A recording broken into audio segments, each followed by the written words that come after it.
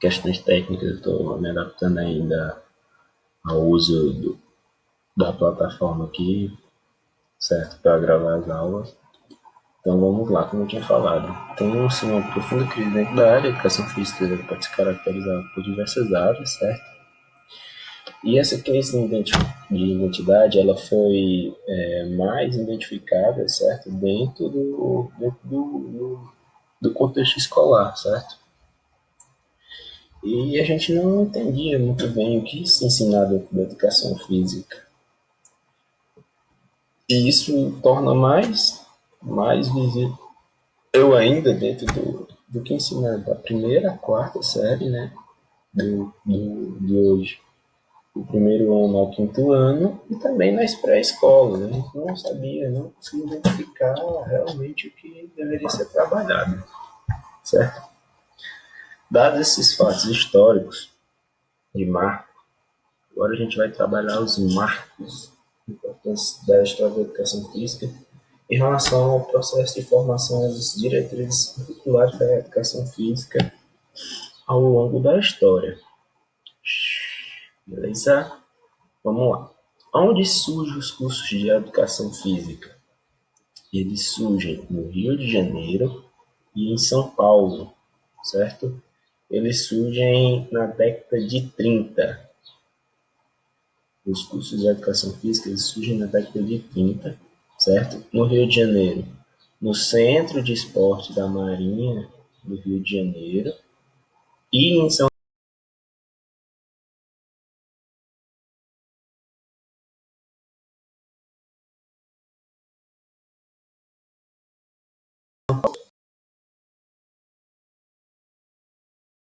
detalhes.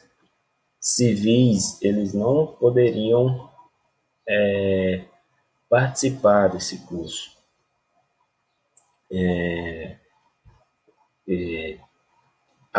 Em detrimento disso, no Rio de Janeiro, percebeu-se que faltava algo mais acadêmico para a formação da educação física. Então, aí é onde surge a primeira escola, né, o primeiro curso para civis, em 1933, na Escola de Educação Física do Exército do Rio de Janeiro.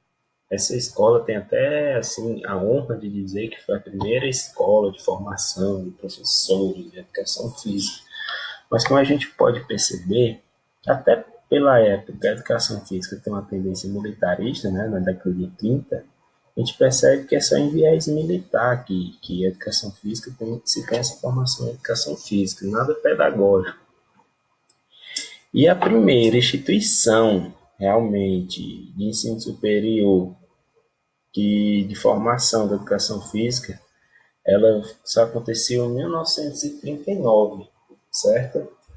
Essa formação estava vinculada à universidade, certo? O que acabou se tornando a Escola Nacional de Educação Física. Essa universidade era a Universidade do Brasil, a atual Universidade Federal do Rio de Janeiro. Então, ela foi a pioneira na formação em educação física, né?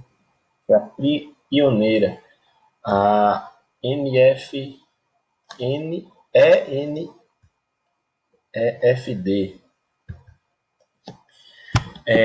Durante essa formação, né, a primeira instituição de formação em educação física vinculada à universidade foi a Escola Nacional de Educação Física e Desporto, ENFD, em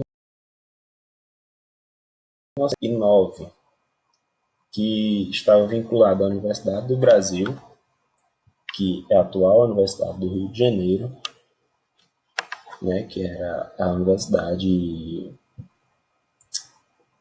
vamos dizer assim, padrão, né? Ela surgiu pelo decreto 11.121, certo? Do ano de 1939, e teve por objetivo servir de padrão para as demais escolas do país. Que tipo de padronização? Padronização de tempo de curso, padronização de currículo mínimo. Era o modelo para o resto dos cursos do Brasil, certo? Do Brasil, já que não tinha nenhum curso vinculado à universidade. Então ela chegou com essa pompa, certo? De se ver de modelo. Em relação a essa formação, existem algumas críticas, que ela permitia apenas o ensino secundário normal para ingressar no curso de educação física. Apenas o nosso ensino fundamental. Então, a pessoa com ensino fundamental, ela conseguiria entrar dentro dessa formação de educação física, né? Outra coisa, eram-se necessários apenas 2 anos para se formar, enquanto outros cursos de licenciatura eram 3, 4 anos e outros cursos de graduação chegavam até 5 anos, né? Então, a gente percebe uma formação fragilizada, né? Outro ponto também é a inexistência de disciplinas de cunho pedagógico. Só tinha mesmo disciplinas de cunho de biomédica, né? Tendo em vista até a tendência da época, né? A tendência militarista. Não tinha essa intenção. Então, não tem nenhum currículo, vamos dizer assim, ingênuo. Tem um currículo que atende a algum objetivo. Outro marco legal na formação do professor de educação física está na década de 50, exatamente pelo Decreto-Lei 8.270 do ano de 1945. O que é que esse decreto traz? Ele traz a alteração do tempo de formação, deixa de ser de 2 anos e passa a ser de 3 anos, certo? É uma alteração. Há alguns acréscimos de disciplina na formação, é tanto que aumenta, né, o tempo, mas ainda não são disciplinas pedagógicas, são disciplinas mais voltadas mesmo para a especificidade da educação física. E após esse decreto-lei, tem um parecer, certo? Que ficou muito estranho. Como é que uma pessoa, somente com ensino fundamental, pode pular para o ensino superior da educação física, lá como era aqui nesse decreto? Então, esse parecer de 1958, ele iguala as exigências de inserção. Você teria que terminar o ensino médio para poder cursar a educação física. Após, em 1945, a outra resolução que é instituída como formação de educação física é a resolução 69, número 69, certo? Instituída em 1969. E além do parecer, também no mesmo ano, número 894, e o parecer número 672. A resolução 69, ela coloca o chamado currículo mínimo, né?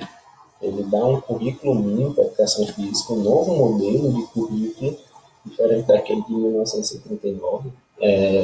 30 anos depois, eles mudam o currículo. Tem o parecer também que do mesmo ano, 894, que define a carga horária das disciplinas do curso. Então, é definida a carga horária da disciplina do curso. Anatomia tem que ter entre 80 e 120, um exemplo. Entendendo? Então, se define essa carga horária. E no parecer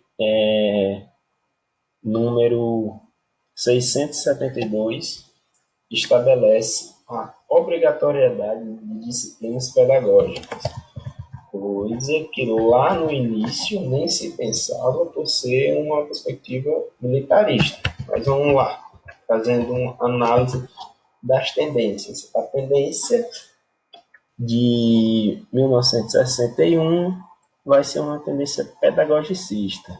Posteriormente, teremos uma tendência esportivista. Apesar de ser esportivista, pensando no alto rendimento, para você ensinar um esporte, você precisa de pedagogia. Então, já necessitava uma obrigatoriedade de disciplinas pedagógicas aqui, certo? Durante a formação em educação física. Em 1987, na Resolução 3, é que acontece das maiores viradas da história da educação física, em termos de formação. É na Resolução 3 de 1987, para que é instituído o curso do bacharelado, certo? É onde surge o curso do bacharelado em 1987. Por quê? Era para atender às urgências de atuação fora da escola. Segundo os autores, os idealistas dessa formação, eles diziam que a formação em educação física deve não atendia esse público fora da escola, então necessitava de um curso de formação mais voltado para a ciência, era o argumento dele, certo? Então, quais são os pontos dessa resolução 3 de 87? A criação do curso de educação física em bacharelado, certo? O tempo de duração do curso que passa a ser de 4 anos e a licenciatura não preparava adequadamente o profissional de educação física. É como se a licenciatura faltasse algo. Mas esse algo que faltava ele não era respondido pelos seus idealizadores, sabe? Até hoje não é respondido o que é que falta dentro da licenciatura para um licenciado não poder atuar fora da sua formação. Mas tudo bem. Um fato muito interessante é que, mesmo com a criação do bacharel, as instituições de ensino superior elas optaram pela licenciatura plena, porque as instituições de ensino superior, principalmente as públicas, elas não entendiam a diferença de um bacharelado para uma licenciatura. Até hoje elas não entendem, certo? Vai muito do perfil da faculdade, mas isso não é a discussão que a gente quer fazer aqui nesse momento, certo? Então, mesmo com a criação, eles optavam pela licenciatura plena. É tanto que um dos dados que 5 anos, 7 anos após a inserção do bacharel no mercado, então quer dizer, em 1994, 7 anos depois, só existiam 5 cursos de bacharéis na modalidade e 128 existentes no Brasil. Então, existem 128 cursos de educação física no Brasil. 5 eram bacharéis. E desses 5, provavelmente a fundação deles se deu após 1977. Muitas instituições até hoje brigam, como é a caso da Universidade Federal da Bahia, Universidade Federal de Santa Maria, no Rio Grande do Sul, Universidade Federal de Goiás, Universidade Federal do Mato Grosso do Sul, Universidade Federal da Bahia, ou da Paraíba, Universidade Federal do Rio Grande do Norte. Muitas universidades federais elas brigam e elas não entendem, principalmente seu corpo docente, mas isto tem que ofertar por lei.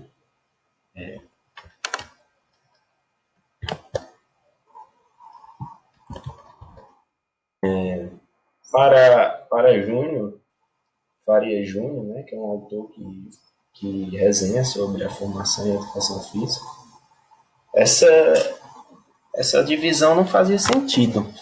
Não fazia sentido em bacharel e licenciatura, pois ele argumentava que eles tinham a mesma base de conhecimento e poderiam fundamentar como duas bases de formação iguais, praticamente iguais, poderiam fundamentar duas profissões diferentes. Eu fiz, durante o meu TCC, eu fiz até uma análise do projeto político-pedagógico da UFC e da UES. Se você pegar o PPP, vai lá o perfil do egresso, as áreas de atuações, os laboratórios, as disciplinas, as cargas horárias das disciplinas, vocês vão ver que é Ctrl+C e Ctrl+V. Aí é meio contraditório, né? Porque você está dentro de uma sala de aula onde o nome daquele curso tem bacharel, você não pode atuar dentro da escola. E porque você está dentro daquele contexto que tem o nome licenciatura, só na nomenclatura você não pode atuar, se são os mesmos professores, as mesmas disciplinas. as mesmas cargas horárias. É sem sentido isso, né? É tanto que não teve muito adepto do bacharelado no início. Então, não fazia sentido. E para alguns é como um argumento que eles dizem que você estivesse fazendo a especialização durante o vestibular, né? Já que você, durante o vestibular, você escolhe o curso e escolhe praticamente a sua área de atuação. Você se restringe a outra durante o processo de concurso vestibular. Tafarel, também, uma das grandes autoras da educação física, professora da Universidade Federal da Bahia, ela argumenta essa separação do seguinte modo: o licenciado irá trabalhar na escola e necessita de um curso mais voltado à docência, né? E o bacharel vai atuar fora da escola sendo um curso de formação científica. Mas assim como o professor Faria Júnior, ela também observou que não havia diferença significativa entre as disciplinas do curso de licenciatura e do curso de bacharelado. E isso não justificava a divisão em si dos cursos de educação física e licenciatura e bacharelado, né? Não bastando todas essas contradições, certo, criadas pela resolução de 1987, no que se refere à divisão da formação.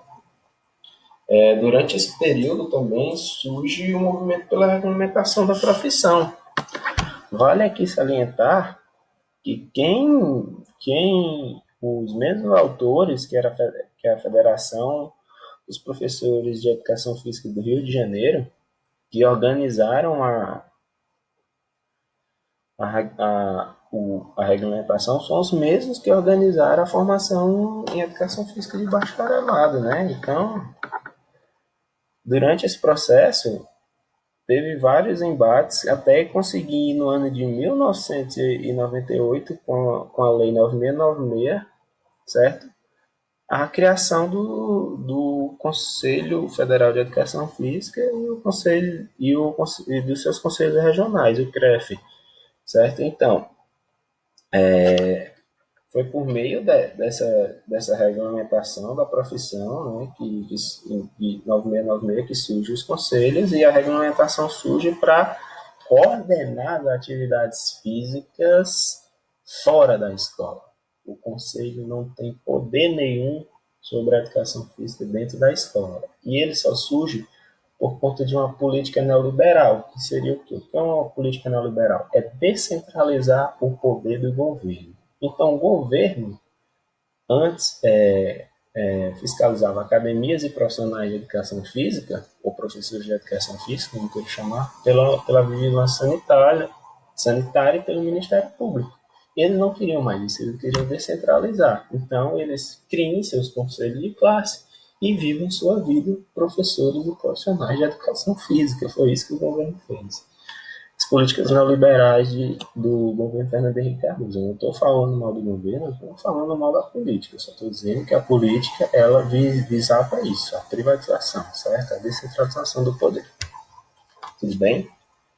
Outros autores também, como Munhoz, ele vê a criação do CREF e do CONFEF por conta de uma política neoliberal, como eu falei para vocês, que eles queriam descentralizar, habilitando a fiscalização o principal objetivo do CONFEF e CREF era desabilitar, certo, aquele profissional que não tivesse formação, certo, fiscalizar esses profissionais sem formação que estivessem atuando na área. Porém, eles aceitaram, em medida provisória, os provisionados, que seriam aquelas pessoas que não tinham formação, mas até a lei 9696 de 98, eles deixavam esses profissionais atuarem, certo? Sobre a prerrogativa de que todo mundo tem que ter um trabalho, todo mundo tem que ter um emprego, e a lei do retroativo, né? Já que eles já atuavam, então o CREF ele sistematizou isso. Porém, o CREF ele vai atuar em áreas que não é dele, certo? Ele vai dizer, ele vai formar, o CREF criado somente como um órgão fiscalizador. Beleza, ele vai fiscalizar a área da não escolar. Mas o que é que ela acaba fazendo? Ele tenta mexer na área escolar, ele tenta ir lá, mexer, fiscalizar coisa que não é da área dele, isso seria dos sindicatos, dos professores. Ele atende como uma instituição formadora, dando cursos para esses provisionados. Ele não pode fazer isso. Os provisionados têm que ir atrás de outros tipos de e-mails para fazer uma formação digna, para eles atuarem de forma digna também. E outra coisa que o CREF faz é fazer resoluções, tentar fazer leis. E ele também não pode isso. Ele é um órgão fiscalizador, ele não é um órgão legislativo. Então ele não pode legislar lei, certo? A gente percebe que após a criação do CREF, certo, se tornou necessária a consolidação do curso de bacharelado em educação física. Por quê?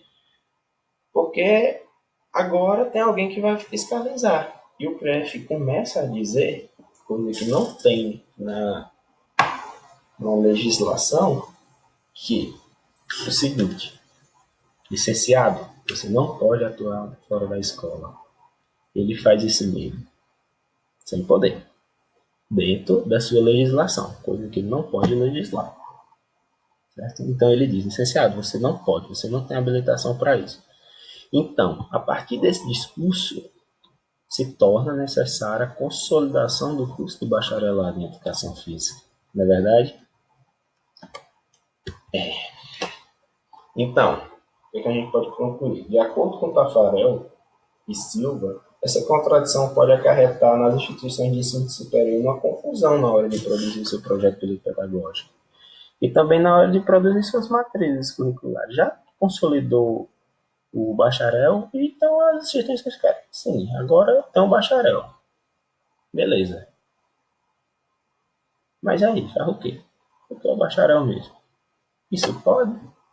Isso não pode? Ficou aquela questão, aquela contradição, né? Alguns autores, como Nozick e Cruz, eles acreditam que o sistema CONFEF-CREF teve influência direta na criação das atuais diretrizes curriculares, certo? Que é que rege hoje a nossa educação física, é a Resolução 7 de 2004, certo? A primeira, que pela primeira vez ela vai instituir, certo, uma separação estrutural entre a formação de licenciatura e a formação em bacharelado, e é definida a atuação do licenciado na área não escolar e do bacharel na área escolar, ou do licenciado na área escolar e do bacharel na área não escolar, certo? Como prioritárias, não restringindo áreas, são prioritárias, certo? Uma coisa que a gente pode observar é que o CREF sempre vai estar tentando consolidar o bacharel como formação. Porque se não tiver o bacharel, eles não vão ter quem se associe. E o que eles mais querem é isso, associação na sua plataforma.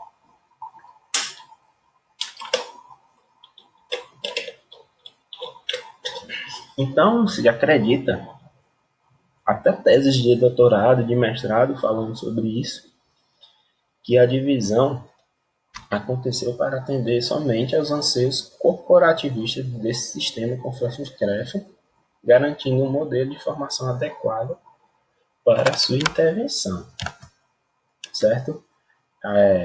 Como conclusão da aula, a gente pode destacar, em relação à formação em educação física, passou por diversos embates políticos, né?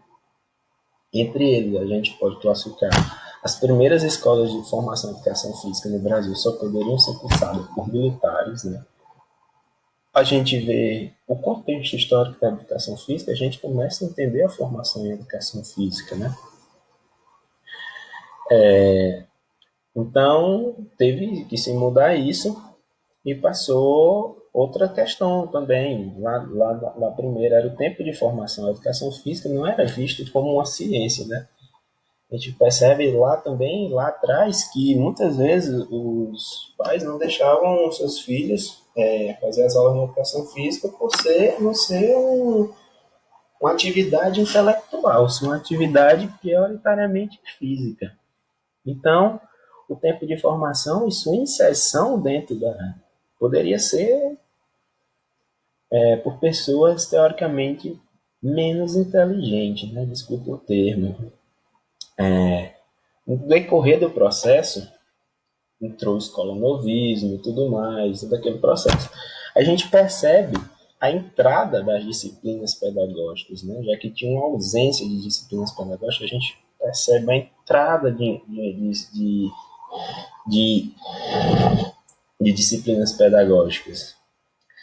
E os atuais embates, certo? Que estão a cargo da formação dividida e da atuação restrita. Eu pesquiso muito nessa área, eu gosto muito dessa área de formação, certo? E principalmente de atuação. E eu não concordo com o que o CREF faz, eu não concordo com essa formação dividida, certo? Eu peço que os senhores estudem, vejam e tirem suas próprias conclusões sobre isso, se os senhores concordam ou não concordam com a formação atual dividida, ou se vocês preferem unificada, certo? E se vocês acham que o licenciado ele não tem capacidade de atuar dentro do dentro da área não formal, certo? A área não escolar, e se o bacharel tem condições de trabalhar na área escolar, independente da sua formação, certo? Essa foi a aula de hoje. Para contemplar a aula, a gente vai responder 3 perguntinhas, certo? E vai ficar à disposição de vocês no horário da aula para vocês tirarem dúvidas no fórum. Eu vou estar lá online durante o horário de aula. Agradeço a todos e desculpa, ainda estou me adaptando ao processo aqui de entender a plataforma. Valeu!